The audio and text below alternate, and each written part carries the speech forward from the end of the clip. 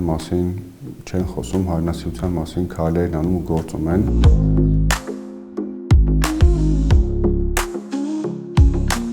Կուրսը հիմնադրվել է 2019 թվականին, մենք մատուցում ենք ծառայություններ կլինիկական հետազոտությունների ոլորտում, դատաների մշակում, միջազգային ստանդարտների համապատասխանեցում և հաստատող մարմինների ներկայացում։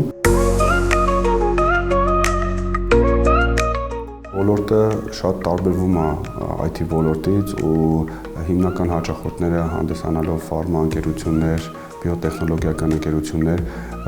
նպատակահարմար են գտնում աշխատել այնպիսի երկրների կամ կազմակերպությունների հետ, որոնք արդեն հայտնի են այս ոլորտում։ Ու մենք կարելի ասել պատրիոտ ենք ոլորտը ցույց տալու համար, որ Հայաստանը ևս կարող է իրականացնել բարձր որակի կլինիկական հետազոտություններ։ Կարծում եմ Գուրուս ընկերությունը բավականին մեծ ներդրում ունի այս ոլորտի զարգացման համար։ 2019 թվականից մինչև 2026 թվական մենք ներդրել ենք մոտ 300 միլիոն դրամ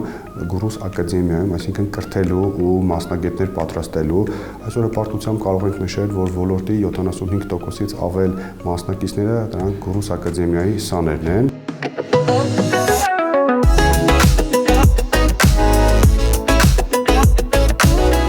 Այն կրթությունը, որ այստեղ ստանում են և դառնում են մասնագիտորեն միջազգային ոլորտում հայ մասնագետը, հայ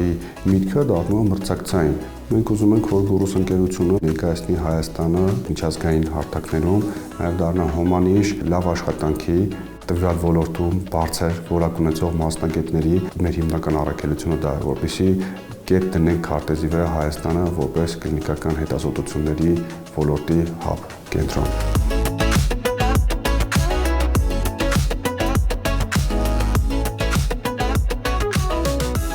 Եթե մենք ուզում ենք ստեղծենք ինչ-որ մի միջավայր, այդ միջավայրը ներդրում է պահանջում։ Իսկ այդ ներդրումը պետական մակարդակով դա հարկերի վճարումն է։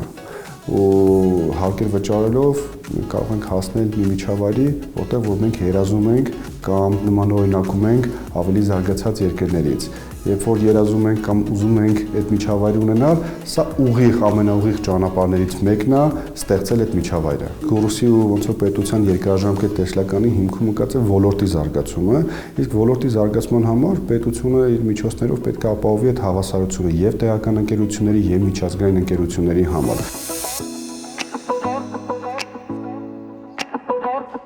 Հեշտ բիզնես չկա ու բարդն էլ այն բառը չի, որ պետք է նկարագրության մեջ տեղ գտնի, բիզնեսը լավ ու վատ պերիոդներ ունի ու ամեն անգամ ամեն պերիոդում այդ հաղթահարելու համար մենք հենց այդ ժամանակաշրջանի համապատասխան գործիքներ պետք է կիրառենք։